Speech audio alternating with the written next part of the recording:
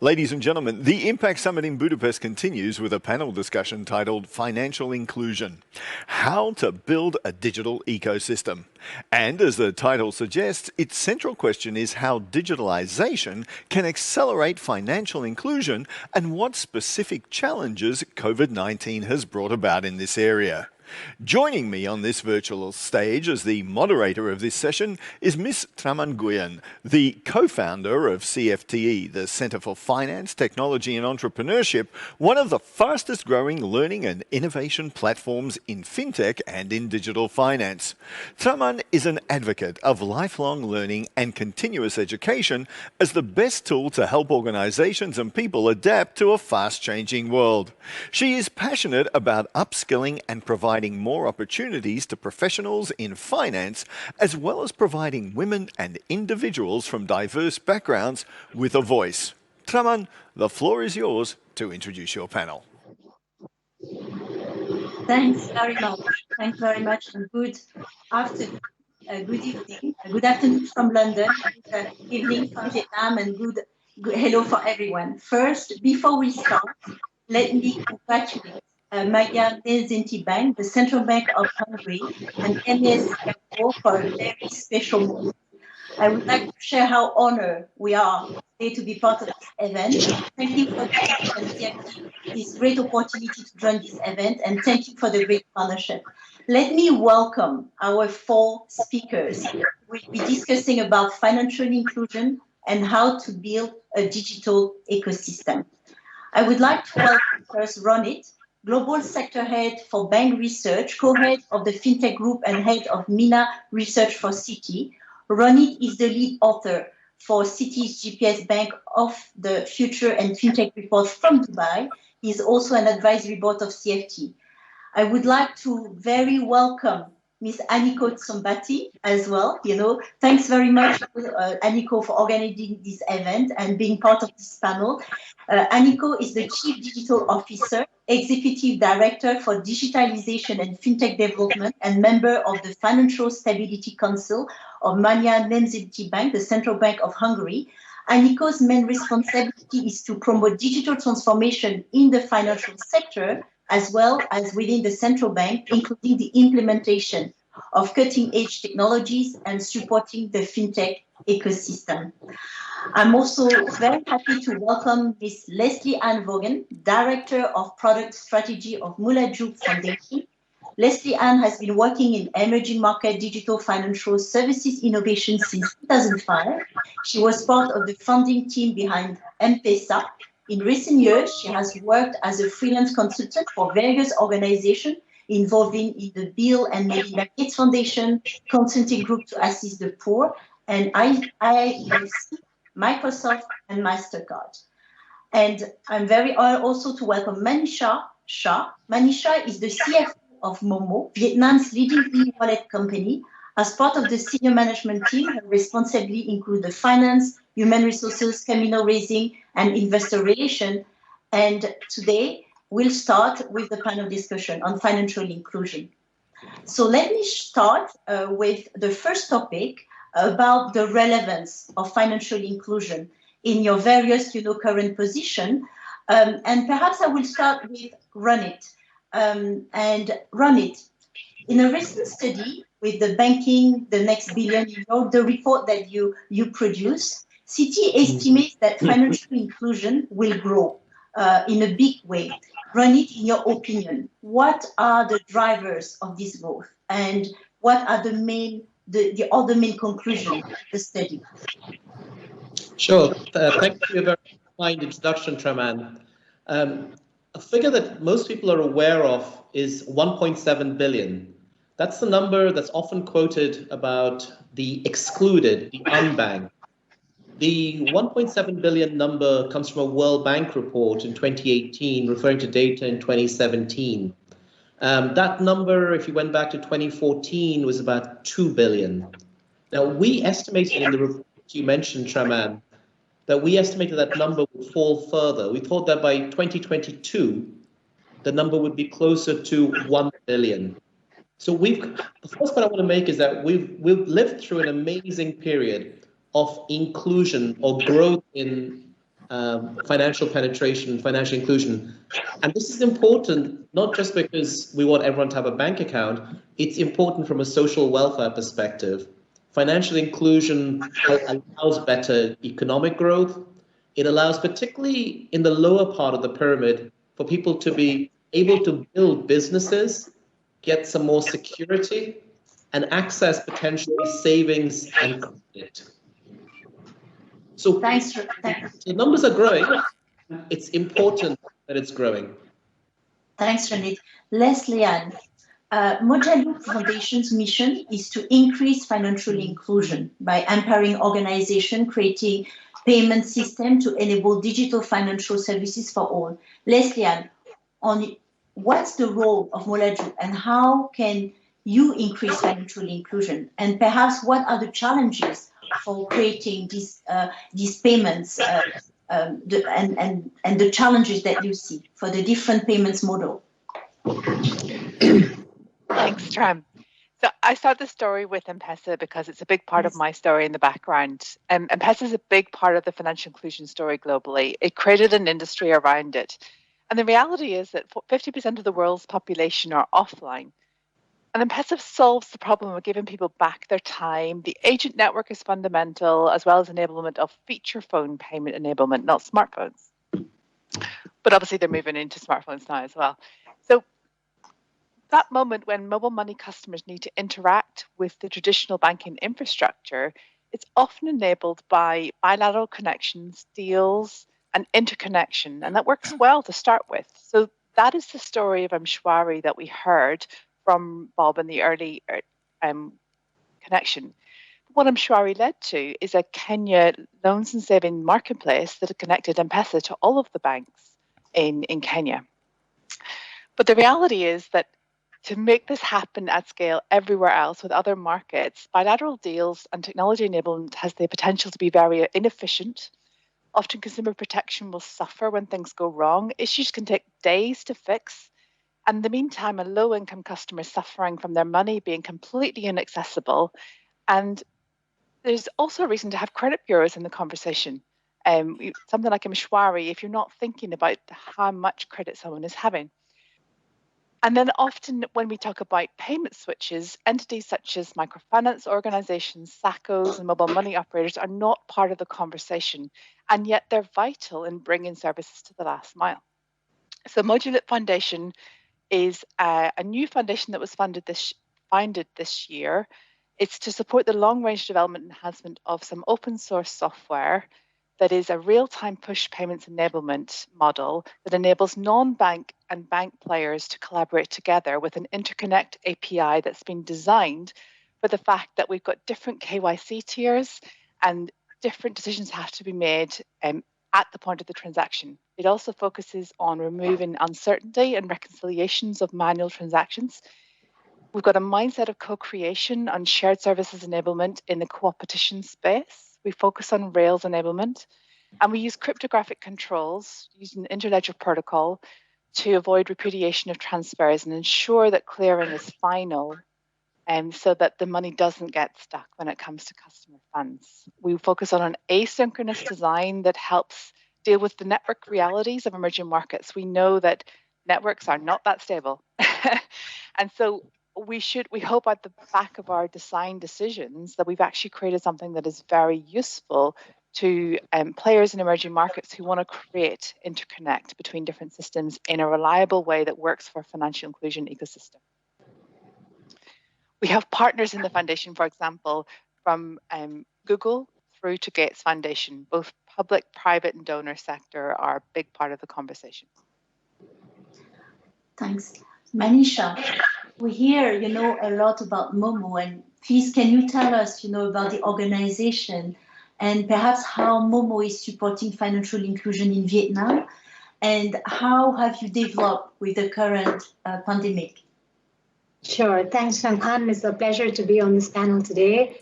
So MoMo is the largest e-wallet platform in Vietnam. Today, we have 20 million users and over 25,000 merchants and an agent network that Leslie was talking about across the country. MoMo was founded, today people talk a lot about e-wallets and unicorns and fintech, but MoMo was founded in 2007 when they saw the story of M-Pesa. It was founded with a single, it's called, MoMo means mobile money. It was founded with the vision of using the mobile phone to improve financial inclusion and provide more financial services to Vietnamese people, to ordinary Vietnamese people. And that remains the goal of the business today. We moved, as Leslie was also, referencing, from feature phones to smartphones very early. We moved about 2015, when we saw that actually that's where the users in Vietnam were moving. And, so we have now e-wallet app. So in terms of financial inclusion, look, in Vietnam, we have a rule that all the bank accounts have to be linked, e-wallets have to be linked to bank accounts. So in that way, we are at the moment limited to the world of people that have bank accounts. However, I think it's important to note that a lot of the people that have bank accounts in our country, they are underbanked.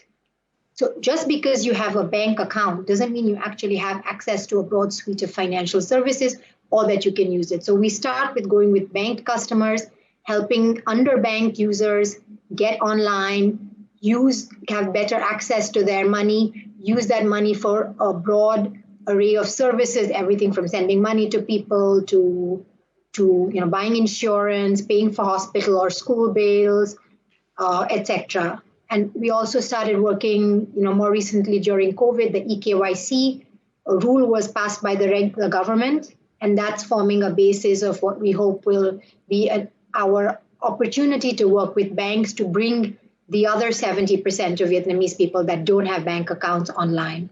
And we believe that the mobile channel is ideal to do that with. Thanks. I would like to ask Anikó for further her views, but certainly not least, we have also, the views from the central bank. And Anikó, what is the role of central banks in increasing financial inclusion? And what are the main challenges you see regulators, especially, the Central Bank of Hungary, face today? Thank you, Tram Anh. Actually, the role of central banks as issuers of legal tender and overseers of payment system stability is twofold. First, they have to ensure that in any chosen form, payments are transacted smoothly, safe, and secure. On the other hand, in terms of financial inclusion, they also have the role to promote as to more and more people should have access to modern, safe, and affordable financial services that best serve their personal economic goals. And connected to Manisha, I would also underline that having a bank account itself is not enough.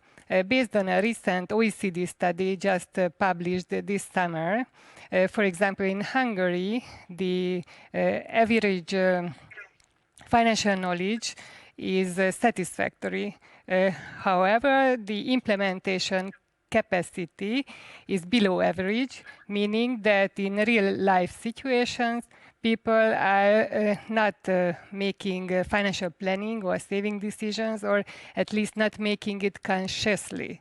So on top of that, the digital skills and the utilization in complex financial decisions are also interrelated, meaning that when these decisions are made, people with most advanced financial knowledge are making the decision based on information from the digital channels. So not only financial, but digital literacy have to be improved as well. Yes, no, thanks, Anikó. And that's, go back to my second topic, which is how can digitalization speed up financial inclusion? I will ask, all of you, to share about what you see from the opportunities and the challenges. And as, Anikó, you mentioned about, improving the literacy. Can you continue talking with Anikó, the modern world requires modern tools, as you say, to improve financial inclusion. In what unique ways intend the central bank improve financial literacy of specific customer group? Could you share more about why have you chosen the 8-14 age group to target, and why your initiative is so unique? Thank you. So we just launched our central bank one-of-a-kind free mobile app aiming 8 to 14 years old school students. And our aim was to establish those financial behaviors that can be adopted also in the early age, the regular saving habits and setting financial goals. And on top of that, with the help of the constantly renewing quizzes, we also help children and families to acquire up-to-date financial, sustainability, and digital skills. So how the application is working? Actually, first, children has to set up a financial goal, a saving goal. They can pick up savings targets from a catalog containing toys, little gadgets, and so on.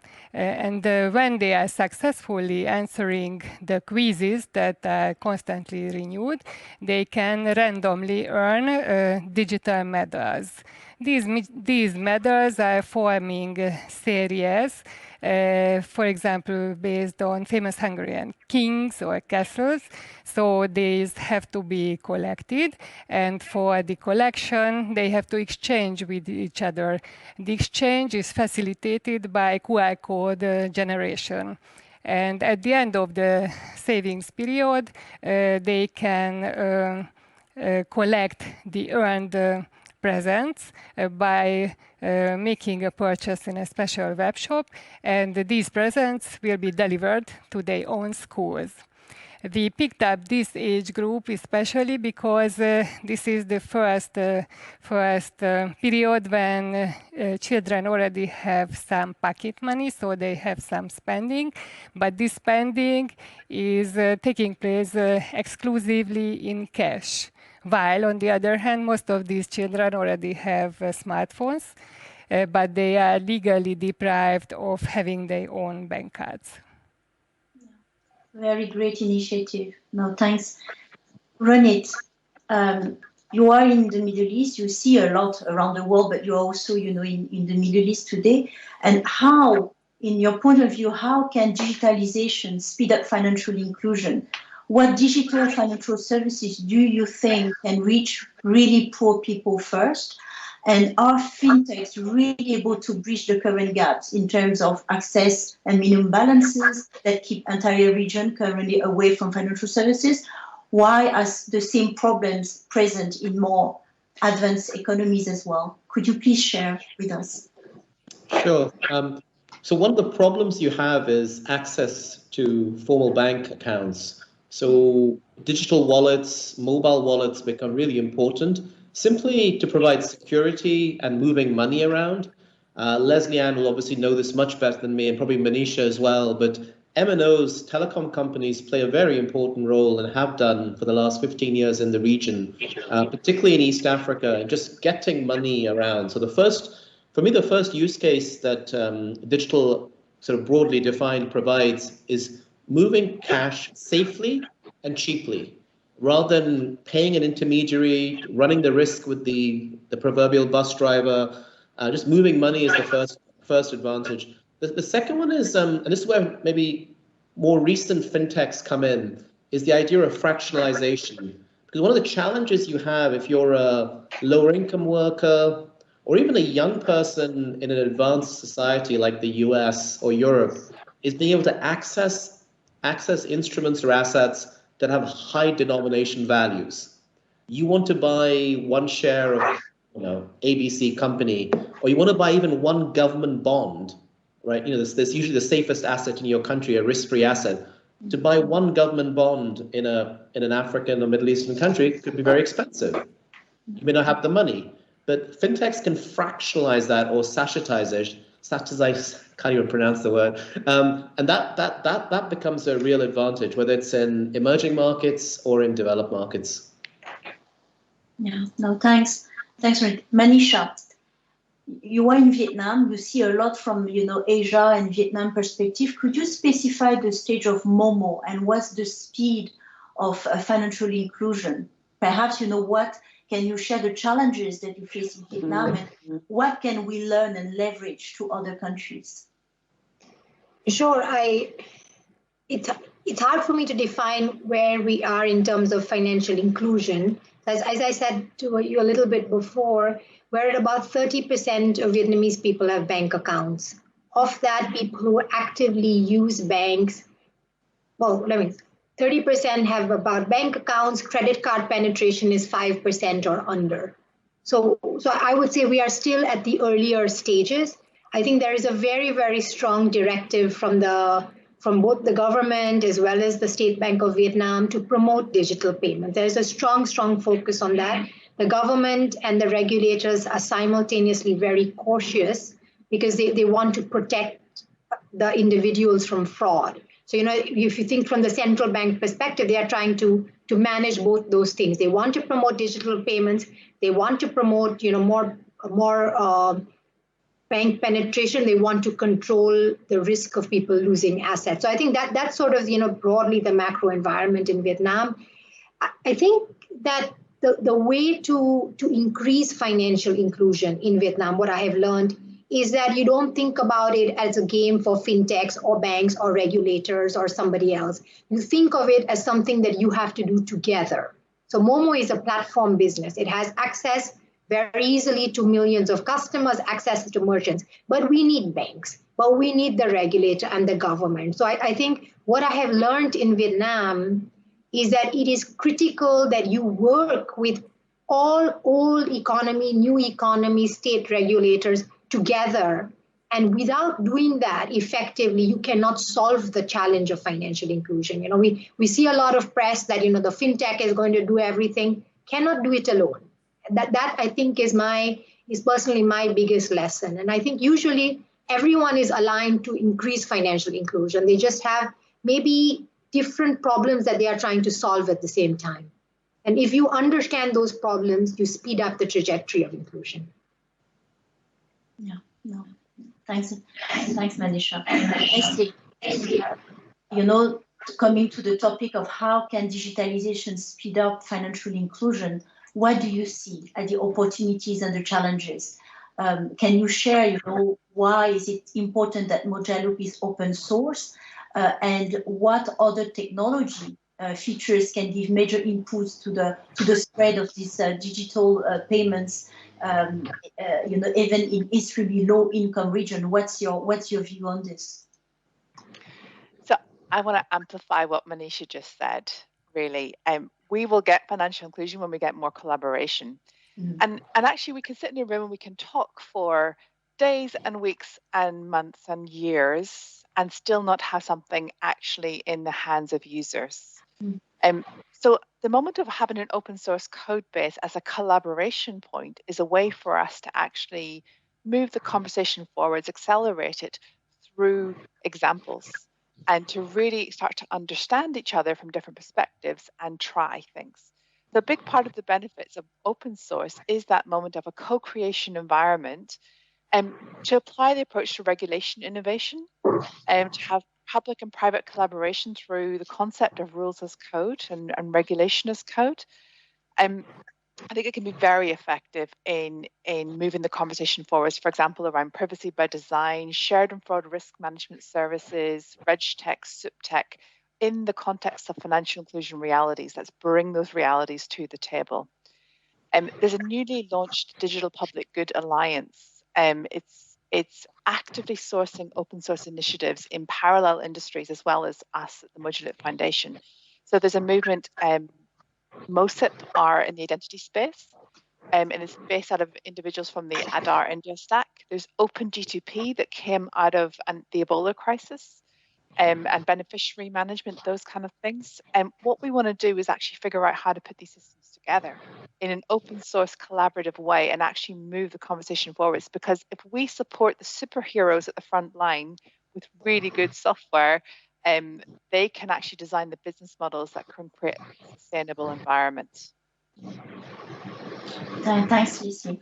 I want to move now the conversation and the topic to the long-term impacts of COVID-19 on financial inclusion, and ask all of you to share your views. Lesley, you can, you started. Perhaps I will leave you to continue about, perhaps, sharing about the situation that you see with your work that you do. Perhaps talking about the government support. What are the government support to speed up, all this development? So I can really echo what Bob said in his keynote. COVID-19 has brought an imperative to act. Government and donor agencies this summer have been talking about the need to accelerate our digital, our sustainable development goals. 2030 is too late. We have to move faster. And the conversation has really changed globally through COVID-19. It was clear how markets with robust digital payments infrastructure could mobilize support in a more efficient way. And therefore, the conversation around digital public goods has been accelerated as part of that. But we've also seen in the last mile, public and private collaboration in a speeded up. In Kenya, M-Pesa reduced the fees for payments, and this has accelerated the growth of digital usage massively. But we've also heard a lot about the missing middle. Those who aren't employed or part of hunger safety net programs, gig workers, their income has dropped through the floor as the work has stopped. And there has been an increase, therefore, almost in the digital divide over the last few months. When you used to earn $80 a month and now you earn 16 because the work has dried up, you stop buying data for your phone, you stop charging it, and you think hard about what bills are important to pay. And as well in this story, agents have proved themselves to be vital because they are actually in the last mile already. So, for example, we've got a UNCDF-led project in Myanmar, which is helping MFIs interact with mobile money agents to get loan repayments facilitated by digital rails. So I think it's really changed the dynamic of the conversation, and the spirit of collaboration and co-opetition seems to be strong. Thanks. Ronit, moving it to you. What's your view? I mean, according to the 2020 Global COVID-19 FinTech Regulatory Rapid Assessment Study, regulators in emerging markets and developing economies are more likely to have reported increases in the usage of digital payments and digital banks. On the other hand, respondents see rising risk in the FinTech market concerning cybersecurity, operational risk, consumer protection, and fraud and scams. Ronit, do you see any connections in between the two trends? And are there any special programs around to protect the most vulnerable from cybercrime? Sure. I think the first part of your question's easier to deal with. The connection is a bit harder. So the first part of the question, the reason that emerging market regulators, policymakers, companies will have seen a bigger impact during COVID is simply there are bigger problems to solve. Oftentimes I get asked a broader question, which is, why have China or Kenya or Southeast Asia or India seen so much more quote unquote innovation in fintech? And the answer is always the problems are so much bigger. Manisha threw out a number of 30% banked in Vietnam. In the UK or the US, yes, there's a 5-10% missing, and that's important, but it's not 70%. Or that would have been similar in India pre-Aadhaar and pre the sort of light banking accounts that have come in. So it's just the size of the problem. Now, during COVID, we've seen this in the Middle East as well. What you've seen is it's not just the base of the pyramid. Oftentimes, like next door, I mean, I'm in the UAE, but next door in Saudi Arabia, middle economy was very cash-based. Cards were used to take money out of ATMs. Now, what happened during COVID is that the government said, no, you've got to accept electronic payments. And so signs went up everywhere saying it was either encouraged or in some cases mandatory to pay with the card. So a lot of people have cards in the middle of the economy, just wouldn't use it. In the base of the economy, what you've seen, and this is before COVID, but COVID's accelerated it, whether it's wallet usage, sort of electronic or digital solutions, those have really grown fast. I mean, I was talking to a couple of fintech founders in Lagos, Nigeria, just last week, and they were talking about every month they saw month-on-month growth and year-on-year growth, but every month they saw maybe 1 month, like when the lockdown first hit, they went down. But apart from that, every month they saw an increase. So it's, whether it's in Saudi Arabia, whether it's Nigeria, you're seeing COVID is massive accelerator. COVID's done more than any CTO could have done or any policymaker could have done to push digitization. Manisha, your view on the long-term impact of COVID-19. What have you learned from the situation? Sure. I echo what Ronit says. COVID it has been a game changer for electronic payments. Our experience in Vietnam is a little bit different. Vietnam, the government, they acted very early, so we were very fortunate. We had a couple of lockdowns, but not many cases. Life is pretty normal here. And so you didn't see the kind of force to electronic digital payments that you saw, for example, in the Philippines, or as Ronit was saying, in Saudi Arabia.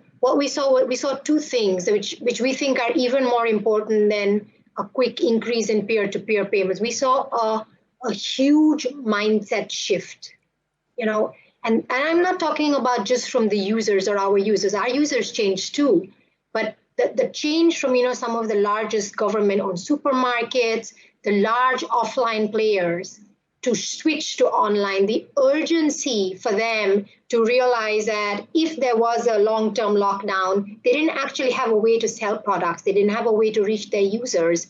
That was huge. So I think that made us start to build use cases for supermarkets, for offline to online, things that we hadn't anticipated doing before the next 3 to 4 years. So all of that was accelerated. Our users, of course, increased their propensity to pay, which is kind of expected and accelerated. We also saw that the government pushed through a few big things. One of the big regulations that they passed is called eKYC, which means that we can work with a bank and somebody can get eKYC'd on the phone. That will enable banks. So the retail branch penetration in Vietnam is lower than it is in India or China. So there is a challenge that how do you reach the people who want to have bank accounts? It's very expensive to go to tier 2, 3, 4 cities or small villages to reach the customer. It's not very expensive when you do it on the phone.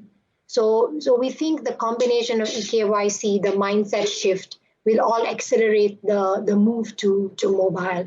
And you see a little bit the trajectory, the number of transactions now, but I think the impact in 3 years will be game changing. Thanks. Anikó, and I have this question about what are the major trends the central bank has discovered due to the lockdown in people using digital financial services? And my question would be, were there any improvement in Hungary in the take-up of the digital financial services? Are there any central bank initiatives to support and possibly maintain these positive developments? So actually, the pandemic has changed the people's attitude towards cashless payments also in Hungary.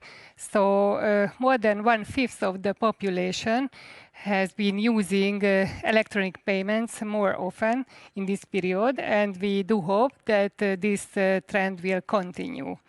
On top of that, the openness to digital banking has also increased significantly.